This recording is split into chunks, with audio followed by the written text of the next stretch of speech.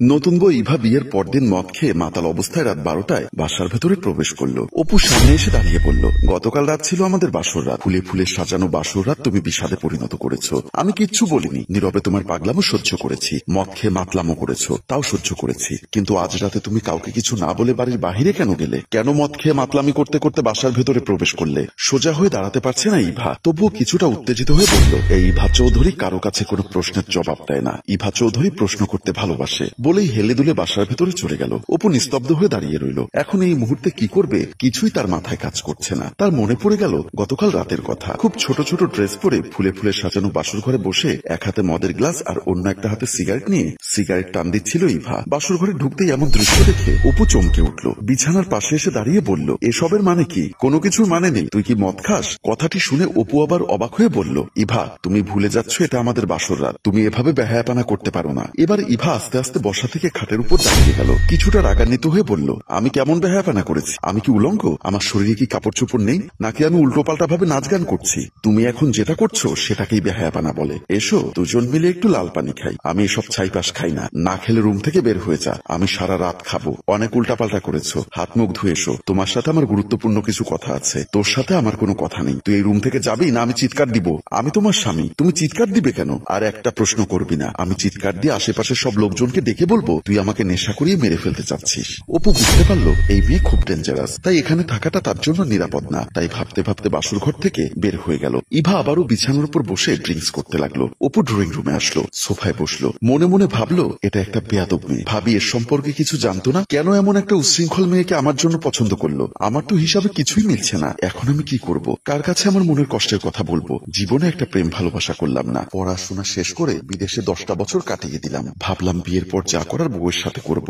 কিন্তু হায় রে কপাল, বাসর রাতটাই তো করতে পারলাম না। এমন সময় অপুর মা অপুকে ড্রয়িং রুমের সোফার উপর বসে থাকতে দেখে ড্রয়িং রুমের ভেতরে প্রবেশ করে সোফার পাশে এসে দাঁড়াতেই অপু চমকে উঠে দাঁড়িয়ে গেল। অপুর মা জানতে চাইল, এত রাতে তুই ড্রয়িং রুমে কি করছিস? অপু কি বলবে কিছুই বুঝতে পারছে না। আমতা আমতা করে বলল, মা তেমন কিছু না। তোমার বৌমা বলল আজ পূর্ণিমা, চাঁদ দেখতে ছাদে যাবে, তাই আমি ড্রয়িং রুমে এসে বসেছি। তোমার বৌমা একটু ওয়াশরুমে গেছে, তুমি ঘুমিয়ে পড়ো মা, কোনো টেনশন করো না। অপুর মা মুচকি একটা হাসি দিয়ে আবার তার রুমের দিকে চলে গেল। অপু যেন হাঁপ ছেড়ে বাঁচল। সারাদিন দরজা বন্ধ করে ঘুমিয়েছে নাকি কি করেছে জানি না। সন্ধ্যার পর কাউকে কিছু না জানিয়ে বাহিরে চলে গেল। এখন রাত প্রায় 1টা বাজে। এখন মদ খেয়ে মাতলামি করে এসে আবার আমার সাথে খারাপ আচরণ করছে। এখন আমি কি করব কিছুই বুঝতে পারছি না। সারাদিন সবাইকে না হয় 9-6 বুঝিয়েছি। এখন যদি কেউ দেখতে পায় ওর এমন অবস্থা তাহলে কি হবে? ভাবতে ভাবতে অপু অস্থির হয়ে উঠল। কি করবে কোনো বুদ্ধি বের করতে পারছে না। হঠাৎ মনে হলো ভাবির কাছে যাই, জিজ্ঞাসা করি কেন ভাবি এমন ক্ষতি আমার করলো। যেই ভাবা সেই কাজ। অপু তার ভাবির রুমের দিকে চলে গেল। অপু তার ভাই ভাবির রুমের সামনে এসে পর্দা ফাঁকা করে ভেতরে তাকাতেই অপু অবাক হয়ে গেল। শুনতে পেল তার ভাই বাবু ও ভাবি প্রিয়াকে বলছে, খেলা তো কেবল শুরু,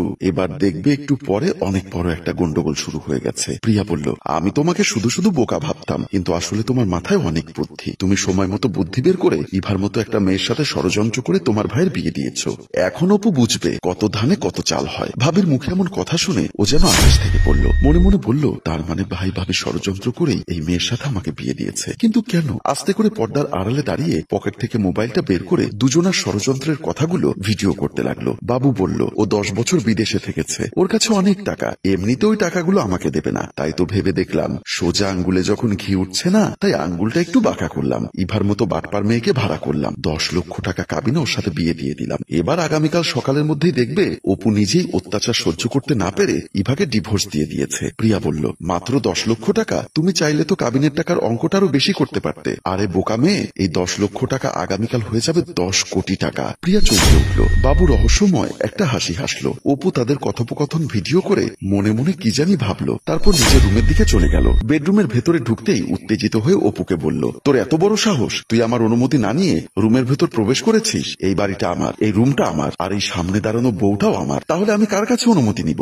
তোকে আমি স্বামী হিসাবে মানি না। আচ্ছা তুমি আমাকে স্বামী হিসাবে কেন মানবে না? বললাম তো, এত কেনর উত্তর আমি দিতে পারবো না। আমি কি দেখতে খারাপ? আমি কি তোমার সাথে বিয়ের পর থেকে খারাপ আচরণ করেছি? তোমাকে মারধর করেছি? তাহলে তুমি আমাকে কেন দেখতে পাচ্ছ না? তুই আমার সাথে কিছুই করিসনি, কিন্তু তোকে আমার ভালো লাগে না। তাহলে বিয়ে করেছো কেন? কারণ আমার অনেক টাকার দরকার। তুই আমাকে ডিভোর্স দিবি, তারপর কাবিনের টাকা দিয়ে আমাকে বিদায় করে দিবি। তোমাকে আমি বিয়ে করেছি, তাহলে ডিভোর্স কেন দিব? কারণ আমি মাতাল, মদ খাই, সিগারেট খাই, রাত বেরাতে বাহিরের ছেলেদের সাথে আড্ডা মারি, অনেকের সাথে বেড শেয়ার করি। তাই তুই আমাকে ডিভোর্স দিবি। আমার সমস্যা নেই, আমি তোমাকে নিয়ে সংসার করব। কি রে, তুই কেমন পুরুষ? আমার এতগুলো অন্যায় দেখার পরও তুই আমার সাথে সংসার সংসার করবি? হ্যাঁ, তুমি যদি পতিতলায়ের পতিতাও হয়ে থাকো তারপরও আমি তোমার সাথে সংসার করব। কথাটি শুনে ইভা অবাক হয়ে অপুর দিকে তাকিয়ে রইল। কি অবাক হয়েছ? অসম্ভব, আমি তোর সাথে সংসার করব না, আর আমি সংসার করতে তোকে বিয়ে করিনি। তুই এই মুহূর্তে রুম থেকে বের হয়ে যা। অপু রহস্যময় একটা হাসি দিয়ে আর কোনো কথা না বলে রুম থেকে বের হয়ে গেল। ইভা কিছুটা টেনশনে পড়ে গেল। পরদিন সকালবেলায় কলিং বেলের শব্দে প্রিয়া দরজা খুলতেই পুলিশ অফিসার জামালকে দেখে চমকে উঠল। জামাল বাসার ভিতর প্রবেশ করে বলল, আপনার নাম প্রিয়া তাই না? প্রিয়া কাপা কাপা গলায় বলল, হ্যাঁ আমার নাম প্রিয়া, কিন্তু আপনি এত সকালে আমাদের বাসায় এসেছেন? আপনাকে আর আপনার স্বামী বাবুকে গ্রেপ্তার করতে এসেছি। কথাটি শুনে প্রিয়া ভয়ে চিৎকার দিয়ে বাবু বাবু বলে বেডরুমের দিকে চলে গেল। পুলিশ অফিসার জামাল মুচকি হেসে ড্রয়িং রুমের ভেতরে প্রবেশ করল। বাবু রুম থেকে বের হতেই প্রিয়া হাঁপাতে হাঁপাতে দৌড়ে এসে বাবুকে বলল, বাসায় পুলিশ এসেছে তোমাকে আর আমাকে গ্রেপ্তার করতে। বাবু অবাক হয়ে বলল, কি বলছো? আমাকে আর তোমাকে গ্রেপ্তার করবে কেন? আমাদের কি অপরাধ? এমন সময় অপু ইভার হাত ধরে টানতে টানতে ভাই ভাবি রুমের সামনে এসে বলল, শুধু তোমাদের অপরাধ না, আমার স্ত্রী ইভারও অনেক অপরাধ আছে, যার কারণে পুলিশ তোমাদের তিনজনকে গ্রেপ্তার করতে এসেছে। এমন সময় অপুর মা এসে বলল, অপু তুই সব কি কথা বলছিস? পুলিশ কেন ওদের গ্রেপ্তার করবে? কারণ মা আমি ওদের নামে মামলা করেছি। বাবু বলল, তুই ভাই হয়ে ভাইয়ের নামে মামলা করেছিস? কিসের মামলা করেছিস? কিসের মামলা করেছিস সেটা পুলিশ অফিসার ড্রয়িং রুমে বসা, তার কাছে গিয়ে জিজ্ঞাসা কর। ইভা বলল, আমি ঝামেলায় জড়াতে চাইনি, কিন্তু আপনারাই আমাকে ঝামেলায় ফেলেছেন। অপুর মা বলল, আমি তো তোদের কথার কোনো আগাগোড়া কিছুই বুঝতে পারছি না, কিসের ঝামেলা, কিসের মামলা? অপু বলল, ড্রয়িং রুমে চলো, সব বুঝতে পারবে। প্রিয়া বলল, আমার ভয় করছে, আমি যাব না। বাবু বলল, ভয় নেই, আমি আছি, চলো ড্রয়িং রুমে চলো। সবাই ড্রয়িং রুমের দিকে পা বাড়ালো।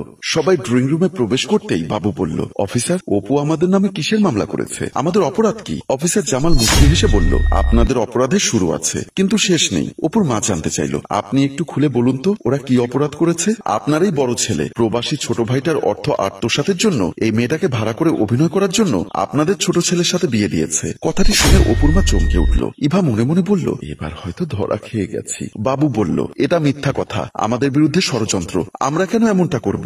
আমরা তোর ভালোর জন্যই ওকে বিয়ে দিয়েছি। অপু তখন পকেট থেকে মোবাইলটা বের করে সবার সামনে গতকালকে ভিডিও প্লে করলো। অপুর মা চমকে উঠল, ভিডিওর কথাগুলো শুনতে লাগলো। ভিডিও শেষ না হতে প্রিয়া কান্না করতে করতে বলল, আমার কোনো দোষ নেই, সব দোষ বাবুর। বাবু ষড়যন্ত্র করে অপুর টাকা আত্মসাৎ করতে চেয়েছে। বাবুর মা বাবুর গালে কষে চর বসিয়ে দিয়ে বলল, আমার ভাবতেও ঘেন্না লাগছে, তুই আপন ভাই হয়ে তোর ভাইয়ের সাথে এত বড় প্রতারণা করতে পারলি। ইভা বলল, আমারও কোনো দোষ নেই, আমি তো তাকে বিয়ে করেছি, এখন আমি তার সংসার করব। অপু এবার মোবাইল থেকে একটা অডিও বের করে প্লে করলো। সবাই গতকাল ইভার ব্যবহারের কথাগুলো শুনতে লাগলো, চমকে উঠলো, বুঝতে পারলো অপু গতকাল রাতে সব কথা রেকর্ড করেছে। কাদো কাদো গলায় বলল, আমি আসলে তাদের কথায় আপনাকে বিয়ে করতে রাজি হয়েছি, যা কিছু করেছি ওনাদের কথা মতোই করেছি। পুলিশ অফিসার জামাল বলল, আমার জীবনে আমি অনেক খারাপ মানুষ দেখেছি, কিন্তু বাবু ও প্রিয়া আপনাদের মতো খারাপ মানুষ আমি দেখিনি। এবার চলুন কিছুদিন জেলের ভাত খেয়ে আসবেন। সবাই দুহাত জোর করে অনুনয় বিনয় করে ক্ষমা চাইতে লাগলো। প্রিয় ভিউয়ার্স, আপনাদের কি মনে হয় অপু কি তার ভাই ভাবিকে ক্ষমা করে দিবে? অবশ্যই কমেন্ট করে জানিয়ে দিন। আর গল্পটি ভালো লাগলে লাইক কমেন্টস ও শেয়ার করুন।